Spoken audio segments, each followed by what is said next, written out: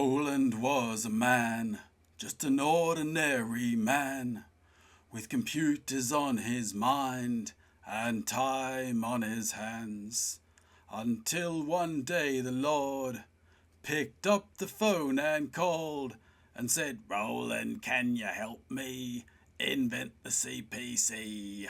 Oh Roland, you've stolen our hearts. How did you make the best computer from the cheapest parts? Oh Roland, share your knowledge with us as we recall the history of Amstrad computers." Hi everyone, and here we have Mr. Roland Perry, who's quite the celebrity in these parts today, being the, so I understand you were was it the designer, the technical designer, I think was the exact term for the CPC? Well, I like to call myself project manager or project leader or coordinator. So one person, even 40 years ago, no one person could design a computer anymore. So I just have lots of talented people working for me. Okay. And would you say you were in like the hardware side, the software side, managing? Well, the magic thing was I was in everything. Yeah. Okay. In my former lives, I'd done hardware, software, sales, marketing, promotions, so I actually did everything. So I could actually join up all those bits and pieces, which is, I think, was quite important. So I think the story that was kind of, that I've heard is that you were sort of presented just with the box, like with the physical kind of design of the system already. And then, but it was up to you and your team to then make something to go inside it. Is that kind of how it worked there? Yeah, I mean, Amstrad's core skill was marketing, sales and marketing, but also in production engineering. So they did things kind of the opposite way round to most people at the time in the computer industry. So the first thing they did was they thought of a concept. They then designed the case, which had obviously the keyboard on the left and the cassette recorder on the right, and the separate monitor. And all it needed was a circuit board inside it. So what they did was they found a couple of bright young lads who claimed they could do the circuit board, but it turns out they couldn't. So one of the roles of the company I was working for at the time was what we used to call Project Rescue, where we'd come along and finish off half-completed projects for people, or sometimes they were 90% completed. But in this case, in terms of the circuit board, it was about 0% completed, unfortunately. Yeah. So what we had to do, so the brief I was given was to get together a gang of people to make the circuit board that goes inside. And then, of course, that isn't where it stops, because as well, you need a welcome tape, you need a manual, you need promotional material, you need a user club, you need extra peripherals, you need 50 games to launch along with the computer to make it a commercial success from the day one. So we ended up kind of up to our elbows in almost everything except actually designing this circuit board. I remember that there were all these Roland games. Yeah. That were from Amsoft, yeah. So were you involved with those? Or, I mean, as far as I know from being a kid at the time, like, I didn't even know there was a real Roland at all, but, so it's great to meet you. It's like meeting Mario, isn't it, But, I mean, was that actually, like, named in honor of you? Was that what was happening there? Well, it was a kind of an in-joke, really, because the first two games we had that were any good were Roland on the Ropes and Roland in the Caves. And they were both from a Spanish company who ported them across probably from the Commodore 64. Right. They both had this little kind of creature jumping up and down. And it was Lord Sugar's idea. He said, well, maybe we need to make, we've got two games, the little person jumping up and down. Maybe we need some more of these. And who's the person around here who jumps up and down the most? Well, that's Roland. So we'll call it Roland. So that started the series. And I think there's about a dozen of them eventually. I had very little to do with developing the games apart from Roland in Time and then Roland in Space, where the developer used to come into my office and sit in the corner, and we lent him some equipment and gave him a few hints about the gameplay. But that was kind of a bit later on. Yeah. Well, I mean, and people are still actually making Roland games. I don't know if you've seen this, but even there was one that I saw recently called Dr. Roland, which was essentially like Dr. Mario, one of those match the color kind of puzzle games. And the character the only one I've seen recently is the Spaniards did a Roland game for me, because I went over to one of their retro events last year. But yeah, I must concentrate harder and try and get a collection of all of them. Yeah, no, I mean, it would be very interesting, I think, for you to do that, and you could. It must be quite an odd thing, to have that. But and yeah, you mentioned Spain, because it seems like that there is still a really big scene in Spain and France around the Amstrad. You were obviously based in the UK, and it seems like there were a lot of computers kind of coming out of Britain at the time. Like, do you think that was something just to do with maybe like having a shared language with America, and then a lot of the CPUs and things were coming out of America? Or was there something particular about England at that time? Was it the universities or something? Or do you feel like it was? Yeah, I think there was definitely a home computer clique, if you like, of designers in the UK. There's very few developed in other parts of Europe. You had the Americans with the Apple and the Commodore, but there was also this thing which has now become much more famous, which is this Cambridge phenomenon, which is lots of people in Cambridge and spin-offs who basically designed computers to try and get in the mould of the BBC Micro, which was the first really successful British computer after the Sinclair. Yeah. So I think there was definitely a critical mass of designers, and a lot of these other computers. And at one time, and one of the biggest challenges we had when we launched the CPC was there were about 50 other computers all launching at the same time. Yeah. But their problem was that their computers didn't work, whereas ours did. So that helped a lot. Yeah, and did you feel like there was something special about what you were doing? Because, like you said, there were so many, and you had been given this, I guess, as a job by a company that I guess you could be forgiven for thinking Amstrad was making something a bit disposable at the time, that they said, well, we've got all of this stuff, we've got a tape recorder, let's stick it in a thing and chuck it out for Christmas. But that you managed to make, one of the ones that was really enduring. Like, well, I think, in terms of our company with its Project Rescue hat on, we would do jobs for anybody. We were commercially neutral. Yeah. We didn't make a value judgment about the product that people came to us with. A lot of them were hi-fi products or radio products and things like that. Okay, yeah. The first job we did for Amstrad, which was a few years previously, had been a CB radio, for example. So we were fairly neutral about the organisations we did work for. And in fact, at the same time as we're doing the work for Amstrad, there are at least two other companies in Cambridge who are trying to get keyboard computers going, and we're giving them a small amount of help. Not taking the project over completely, but we're trying to get them, help them on their way. That's because the company I was working for actually sold all the components that go inside. So if you're going to make like 5,000 computers, you need to buy 5,000 processor chips and however many RAM chips and things like that. And our business was selling those chips in those relatively small quantities. So, and also, say, Sinclair was a bit of a phenomenon anyway. He started off like Amstrad did in this sector in audio, started off in radio, then in audio, and then he moves across to computers. Now, the reason why Spain's important is because we had a distributor in Spain who thought that the computer had a good future for it. And so he came and pitched to us and said, well, can we be one of your major overseas distributors? And we said, well, great, the more distributors we've got, the better. Well, eventually we ended up with Spain, France and Germany as the three main distributors in Europe. And he came over with these two games, the Roland in the Caves and the Roland in the Ropes, and said, look, we're clever people, we've written these two games. Can you effectively give us the exclusive contract to distribute these in Spain. And so we said, well, okay then, give us an order and we'll ship them and you can sell them in Spain.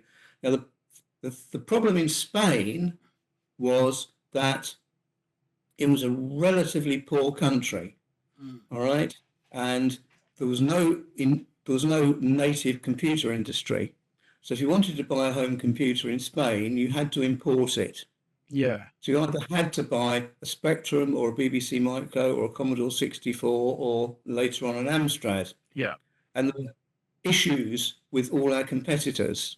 The Commodore 64 was too expensive. The BBC Micro was vastly too expensive. The Sinclair Spectrum, they didn't bother to translate it into Spanish or even make more than 80% of them they shipped work when they arrived, which always used to disappoint the retailers. And so when ours arrived, they just lapped it up, even though that computer at the time, if you bought one for so it was kind of like upper middle class professionals, like school teachers who were buying these computers for their children as a Christmas present, it cost them a whole month's salary just to buy an Amstrad CPC tape computer. But that was the only one they could afford to buy. But they wanted to buy one, so they made that sacrifice and they saved their money and they bought that computer. As a result, there's this massive installed base of CPCs in Spain, which children who were about 10, 12, 13 years old 40 years ago are now getting out to their attics and getting all excited about, because this is part of this kind of retro thing. We've had retro vinyl records, we've had retro this and retro that, and the last couple of years it's all been retro home computers. But nobody's got a Commodore 64 in their attic because nobody ever bought one in Spain. Yeah, like when you look at the cost of computers back then, but I guess, yeah, people really wanted them. And I suppose the other thing, though, is that I think, well, you know, if my dad had known I was going to keep using the computer for like nearly 40 years, you know, I guess that makes it worthwhile, doesn't it? You know, if you amortize it over that period, it's not really expensive.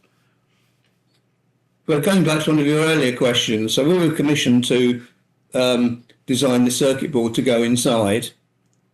And I got together a group of largely old friends of mine who had been working on computers, 8-bit, more kind of small business computers rather than home computers. So we got together. We had various skill sets that we built up as a result of that previous work. And our thought was, well, Amstrad wants to build a computer to a particular price. Because, and it's still true today, if you stick something in the shops at $199, more people are going to buy it than if you stick it in the shops at $225. Oh, yeah. There's this big psychological thing. So you've got to be able to build it for a price so you can sell it in the shops for $199 or whatever. So we understood that they had a price that they needed to build it to. We also knew that the cost of a PC like that, or home PC like that, is basically the cost of the chips and the cost of the motherboard and the cost of the hardware. If you wire the chips up more cleverly, or you write the software more cleverly, it doesn't cost a penny more to build it. You just get a better computer for the same build cost. Yeah. And we'd all had our background also. We knew about Commodore 64s. One of the things I did previously was I was an editor for a computer makers, it's a basic electronics magazine in the UK, and I had a column where I reviewed things like home computers. So I'd actually done quite extensive reviews of other home computers before. And so what we did is we sat down and we said, well, what can we learn from the Commodore 64, the Spectrum and BBC Micro, and do it differently and do it better? Not because they did it wrong, all right, but because it's now 3 years later and we've got some experience and some hindsight that if we were starting building one today, we would actually do it slightly differently. And so we took all that accumulated knowledge and put it together, and that's where you get the CPC 464. Or, for example, it's got this when you plug an expansion box on the back, like the disk drive or serial interface, it's got a ROM in it, and that ROM then clamps itself into the ROM on the motherboard, and it just works seamlessly. Well, that's what Acorn called sideways ROMs. Right. So we just stole that idea off them because it's a good idea. You know, they just stole all the best ideas off all the other people. Later on, some of them got cross with us and said, well, why did you steal our best ideas? And we said, well, why shouldn't we? I think sometimes that's the thing, often with a new industry that, before the lawyers get involved, that there's so much exchange of ideas, because it's all the really, the enthusiasts who are doing it. Well, I think, if we'd, as a company, Amstrad didn't go in for filing patents and things like that. It was just in too much of a hurry, and that involved lawyers, and they didn't like lawyers and stuff like that. But I think there's probably dozens of things that we put in the 464 and the later machines, which we could have patented and made a fortune just on the royalties later on. But we weren't in that kind of business. But I used to talk to people all the time who worked for Acorn, who worked for Sinclair designing the QL. So we're all this kind of little backroom club of people working for competing companies. Yeah. It didn't bother me because I knew there was no prospect that Acorn or Sinclair or anybody else could produce a computer like the CPC 464 in 3 or 6 months to compete with the one that we were already halfway through producing. So it wasn't a commercial threat. So if I could get ideas off them, and go and talk to them and say, well, what would you have put in this computer if you'd been given free rein and a chance and a bit bigger budget? And they said, well, we'd probably have done this or we'd probably have done that. And so that I then went back to my team and said, well, do we have the budget? Do we have the time to put an idea like that into this computer? And a lot of the time they said, yeah, of course we can. You just have to ask. Yeah, and I guess even there's so many little touches. Like if you if you have nothing on the screen and then you press delete and it beeps. That's actually really useful because so this is my resurrected eBay CPC here, and I got it without a monitor, so I've just put this little screen. So it's actually sitting on top of kind of a tower of adapters and power supplies. Oh, right. But yeah, so try to troubleshoot it. If you do something and the screen isn't working, that you can just go and I know that it's booted. So yeah, there's always these little things, I guess, that kind of pop up. That. Well, one of the other ones was we had the screen editor for the BASIC. You could just move the cursor left, right, up and down because that seemed like the sensible thing to do. Why nobody else did that, I've no idea. I mean, it's only sort of half a day's programming to put something like that in there. Yeah. And again, going back to the screen, what we wanted to do, what we were tasked with doing, was making 50 pre-production prototypes, giving them to software houses and saying, right, here you go. And here's a technical manual about 3 inches thick, which nobody before has ever given you. This is how it works. Can you either write some new games or convert your Spectrum or your Commodore 64 games onto our platform so that we can have it in the shops when the product launches? And I thought, well, it's going to be a lot of hard work to make 50 monitors to go with these 50 keyboards. So what should we do? And I said, well, I think probably most of these software houses have got an Acorn BBC Micro monitor hanging around somewhere. So I'll just make the connector on the back compatible with the Acorn connector. So you just plug one of those in. Yeah. It's just such a simple idea. Why make it different just for the sake of it? Oh yeah, and I've been spending a lot of time lately because we've got a few Amstrads around the museum, but not a lot of monitors. That's the thing, is the monitors are probably the weakest link because they've got CRTs and big capacitors in them. But the computers themselves, they still work after all this time. And yeah, so it's one of the reasons why the computers still work is because They were made by a Japanese company that had a factory in South Korea. All right. And the Japanese are extremely good at producing product that works. They, it's that their whole culture is, we cannot be found out shipping you a computer that doesn't work. That'd be such a great shame on our company if we ever shipped you one that didn't work. Yeah. All right. Whereas some of the other companies, and I'll mention no names, would outsource their production to other companies who said, well, if 80% of them work, well, that's good enough, isn't it? Yeah. Something that I have sort of wondered about is that the color system is pretty much unique, I think. I think there was like one other machine that has been mentioned that, I don't know, nobody except really hardcore collectors seems to have them. But there was something called the Enterprise, which apparently had the 27 colors. But it's that sort of like a trinary system, I guess you could call it. Where exactly. I know exactly what you're talking about there. For each. Yeah. The Enterprise was one of the machines which was what we call vaporware. They pretty much never produced any, but everyone was kind of waiting for them to produce it and saying, well, I won't buy one of your computers because next week I'm going to buy an Enterprise. But they just kind of hardly ever turned up. Yeah, so what we had was, we were originally briefed to have 16 colours, because every other computer had 16 colours. Yeah. Okay. Well, computers like that don't have 16 colours. They have 8 colours, and 8 colours in bright. So it's still only really 8 colours. Yeah. Right? But when we're talking to one of our hardware designers, a guy called Roger Hurry, who's a very clever member of my team. And so we're saying to him, well, we'd like to try and have more than 16 colours, just as a kind of a selling point. And he said, well, that's really easy. All you've got to do, instead of having every pin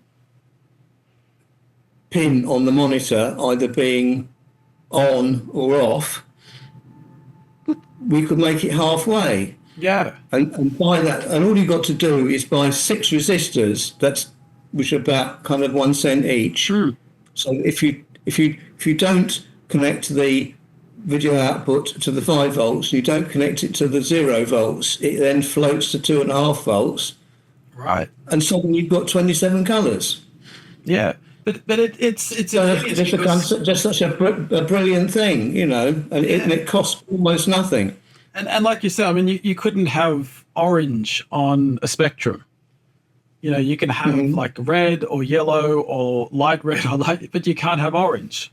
And so like that's, I think, a great thing about the CPC is that you do have those really vibrant colors that you can have, like an orange that's really saturated, and then you can sort of have like a light, like a pastel or a dark or a saturated version of all the primary colors.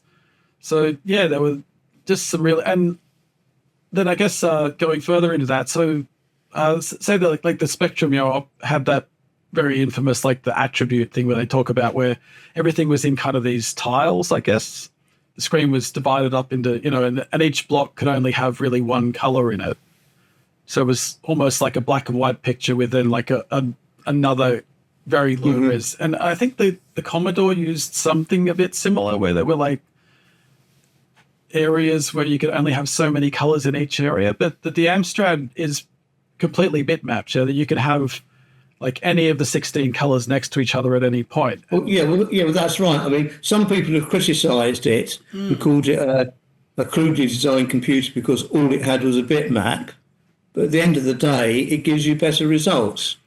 Well, it's great for pixel art. Yeah, like you can do some really beautiful, pixel art stuff. And I guess, that's the thing, is that for something like design software, or art software, where you don't need it to be moving things around really fast, then it's really good because you can just have whatever you can think of, you can put on the screen.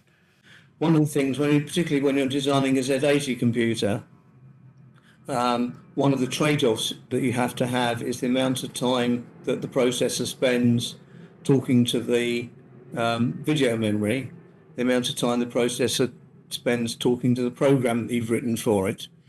And so these are the kind of, tricks of the trade in actually designing the hardware to get the best compromise between those two. Is it the sort of thing where it's not like, I know they say in the old Ataris that the CPU would have to actually be drawing the screen, and then kind of when it got to the end, it would have that little interval of blank where it would actually do the processing, and then it would have to go and. But in the CPC, it sort of has its own video thing. The CPC is kind of reading out the memory to the screen, if you like, at the same time as actually thinking about what it needs to be putting on the screen next. Yeah, because I think it was the ZX80 was the first Sinclair one, and that you couldn't animate anything because it would have to draw the whole screen, and then you could only do your computation in between the screen, so each frame it would have to kind of think about it and then redraw it or something. Were you involved in the PCW? Was that something?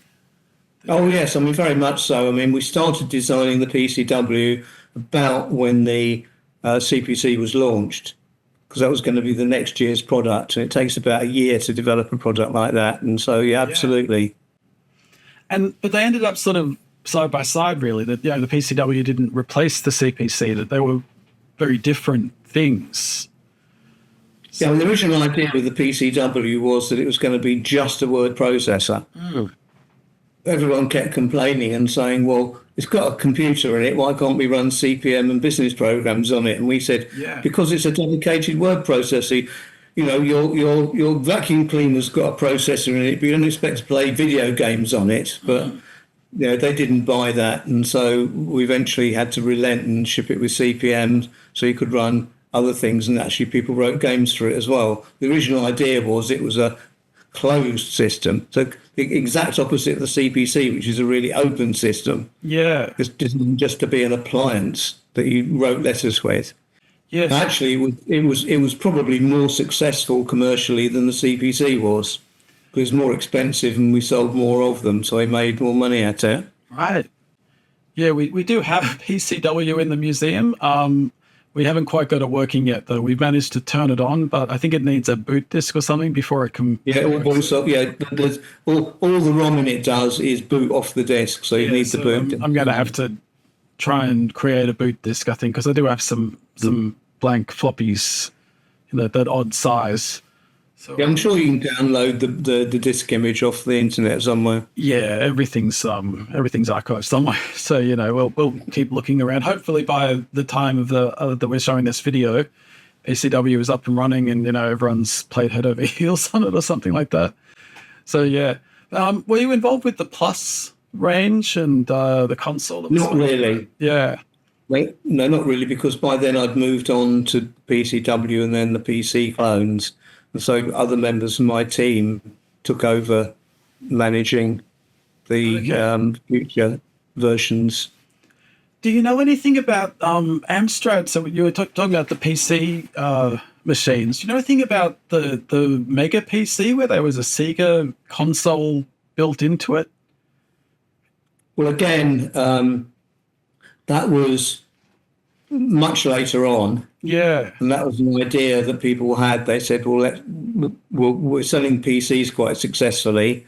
What if we kind of did a combo PC Mega thingamabobber? Yeah. And so they managed to drum up some people internally to engineer that, but I was off doing other stuff by then. It's a funny thing because I feel like so much effort must have gone into making it. And it's sort of in a way, maybe it didn't really need to exist though.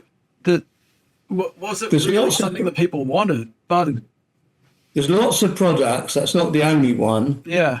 But if people claim they'd buy it if you made it, eventually got to give in and say, well, enough people are saying they'll buy one if we make it, then why don't we make it?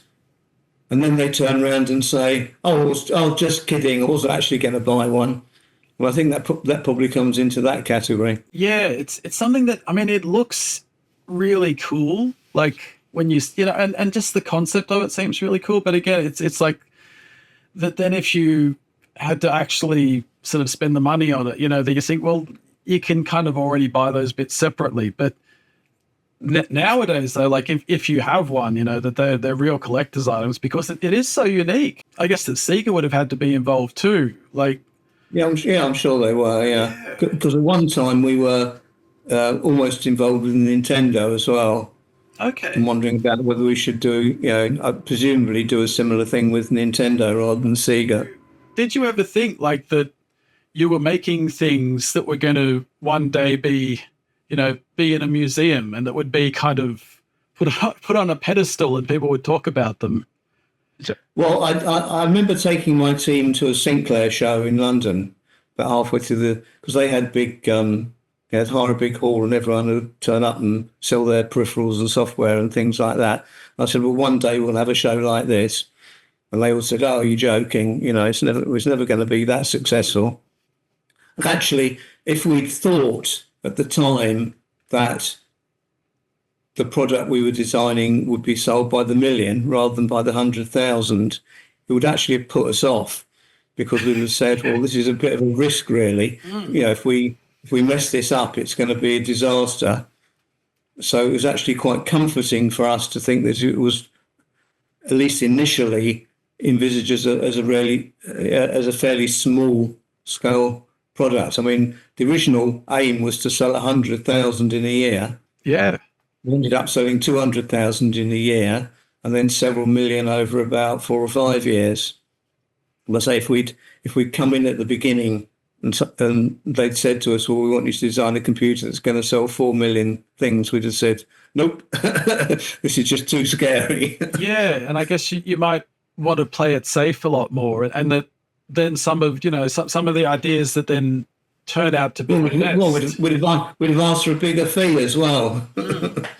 I think we're going to have to wrap it up, but I just want to say, thank you so much for being here today. And like I said, you know, the CPC was a big part of my childhood. It was something that, you know, and now I work in computers, and I think that having that computer at home is what was sort of able to, you know, kind of teach me the skills that I use now. And it's kind of funny that you think, you know, all the time that I spent dodging my homework so that I could go and write basic programs or something. But, you know, did I really need to know like what the capital of Peru is or something? You know? No. Well, actually, a lot of people say that to me. Yeah. They say that having had one of those computers, really set them up and gave them an idea about what career they could have. Yeah. Anyway, if you want to do another one of these in maybe 3 or 6 months' time, feel free to get in touch. Anyway, we're right at the end now. It's been great chatting to you. Goodbye, and thank you so much. Okay then, thanks. Bye.